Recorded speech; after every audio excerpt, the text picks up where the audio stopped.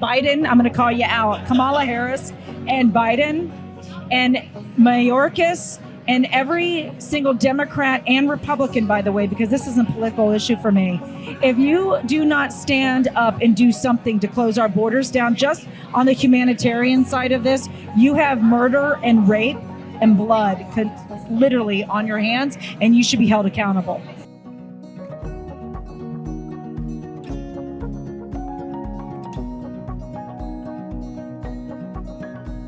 Hello, it's Bill Jasper. I'm at the State Line Raceway at the Washington-Idaho border for the Reawaken America tour.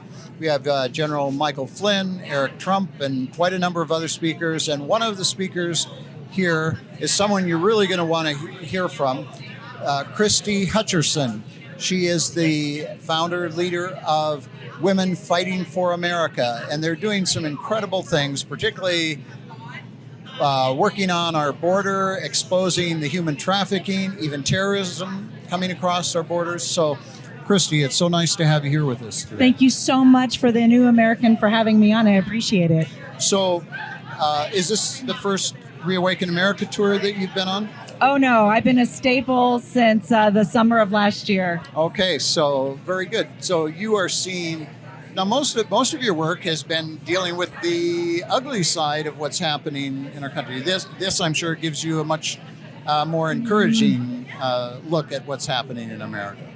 You know, the Reawaken America tours have been phenomenal for the reason that I believe is to help wake up and shake up a lot of America. And so I've been really blessed to be able to be a part of the Reawaken America tour. And yeah, it does take me away from being in the trenches and in the field, because normally I'm in the trenches, literally on the front lines and in the fight, bringing truth and bringing out the evil that this administration is perpetrating on America through the open border policies.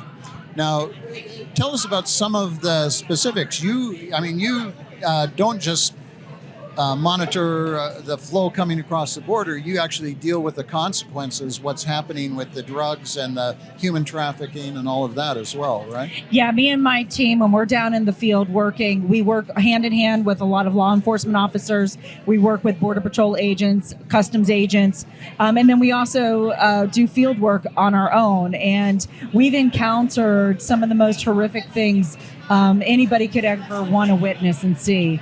Everything from, murders to rapes, to labor trafficking, stash houses, sacrifices that the cartels do. That's a real thing, by the way. I didn't believe it myself until I physically was in a stash house, and I've seen where they worship Santa Muerta, and they human and animal sacrifices that they do. So when you say I'm in the trenches, yeah, I'm in the trenches and fighting for this country.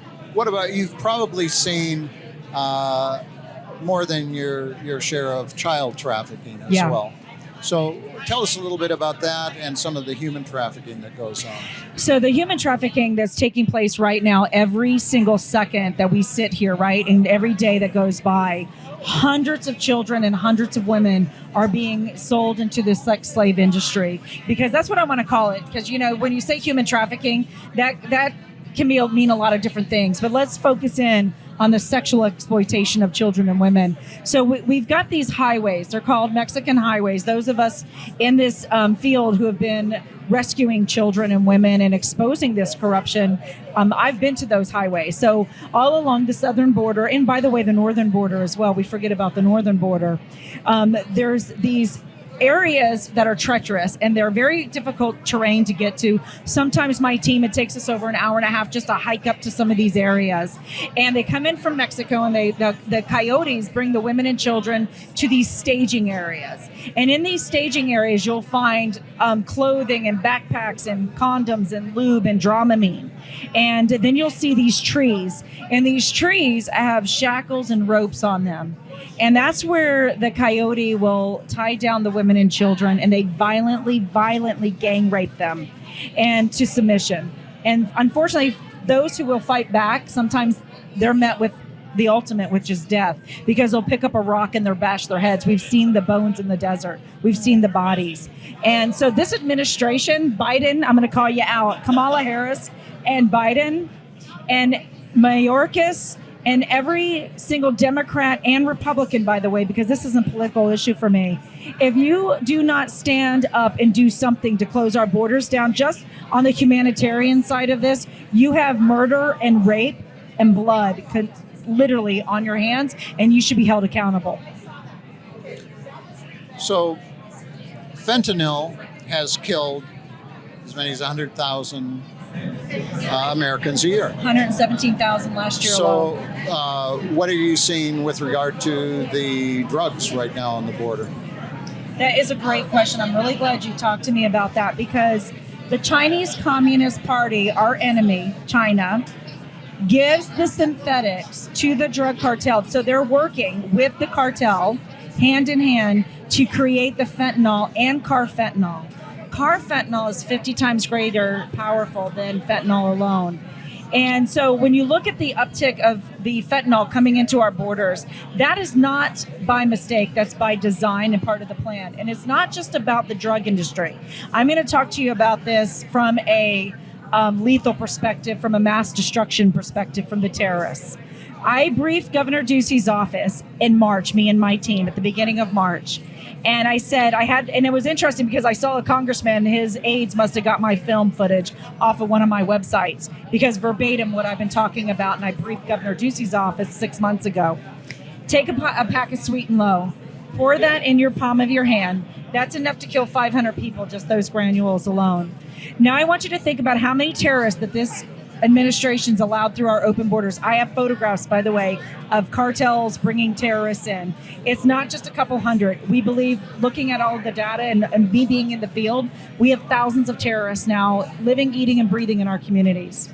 Now, they're working with the cartel and the Chinese Communist Party, who's also working with this administration. Let's connect the dots here. Now, imagine that carfentanil dispersed into the hands of a terrorist, and they're going to put it in a cylinder, and they disperse it at a football game, a baseball game, a high school, a shopping mall, a grocery store. They put it on elevator handles or escalators or playgrounds or on dollar bills. That will kill hundreds of thousands of Americans like that, used as a weapon of terror against the American people. If that also doesn't shut down the borders immediately from a domestic terrorism, national security crisis, I'm not sure what else will. Sure. I mean, it's just horrendous, and it's going on a industrial scale. So you're going to be back down on the border again, your team and everybody. So you're going to be speaking here tomorrow. That is correct. I'll be speaking around the noon hour between 12 and 1 tomorrow. And I'll be showing video footage of some of our operations in the field, and talking about what I've just discussed, and some other issues about how the governors of these states, whether it's Florida, Texas, or Arizona, what they can do right now to secure the borders and help facilitate saving our country and stopping the terrorists and the drug cartel from coming in. Do you have a moment now just to give a couple of things that they can be doing? Because it's very frustrating for most Americans. They say, look, why doesn't Governor Abbott just say, no, we're not going to yield to them. We're going to take you to court, but we're going to actually put the National Guard and the Texas Rangers on there. And if it comes to a showdown, we're going to call you on it. Well, first and foremost, we have to understand that the cartels are a terrorist organization. So at a federal level, we need to have congressmen get a backbone and designate cartel as a terrorist organization. That's first and foremost, because then we're going to be able to dive into the financial records and the businesses and the front businesses, etc. I believe a lot of them don't want to do it, because if you followed the money, you'd probably follow the fact that some of them are turning a blind eye because they're taking cartel money. But on another note, with the governors, what they can specifically do. So this shipping illegals, let's stop calling them migrants, they're illegals, into the interior of the United States. It's all political theater. It's all political grandstanding. And yes, the 50 that just went to Martha's Vineyard, it's great. Sure. Because what I think that does is it shows the hypocrisy of the left and the Democrats. But it is not a solution. It's not. By bringing them all to the interior, that they're facilitating the destruction of our nation. Yeah. So inside state constitutions, if there is an invasion, an actual invasion, which make no mistake, this is not a migration, this is not an illegal crisis, this is an invasion crisis into a country. They are invading our country, 174 plus nations. And so you have international narco terrorism taking place, murders, rapes coming over. So they can say that this is an invasion into the state. The moment they do that, they can call up the National Guard and every single agency to stop the border and shut it down. And then all of these illegals who are coming in can be put on a bus and they can be taken right back over the border and dumped back over the border. And that's what needs to happen, both from a security perspective of our nation and from a humanitarian perspective. Well, as I mentioned earlier when we were talking, that's what we said back in our documentary over 30 years ago, Out of Control, the Immigration Invasion. And unfortunately, Republican governors and presidents have been complicit in this over the decades. And so, and much of the business lobby that wants to bring in cheap labor. And so we have to, this is not a Democrat or Republican, it's the Democrats that are really pushing it right now. But what we're seeing now is the result of many years of neglect. And so it really has to come down to this now, where the governors step up and actually confront them on the border. They absolutely do. And, you know, having over 15 to 18 million influx into our country just in a 2-year period of time. And now you want to think about 35, 40 million illegals who have now entered our country and are living here over the course of time, right? That is going to change the face and dynamics of our Constitution. And that's the intent. That is the intent. So really appreciate what you're doing. It's so important. Thank you.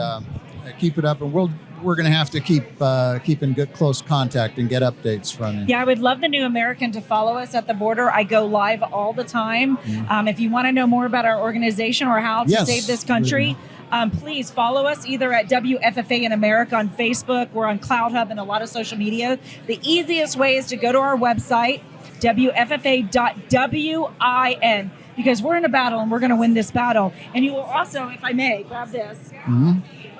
This is a 14-point plan that I've created to save America's future. You can get this at our website at Women Fighting for America at WFFA.win. Please, I'm telling you, I'm here to sound the alarm. This is our Paul Revere moment.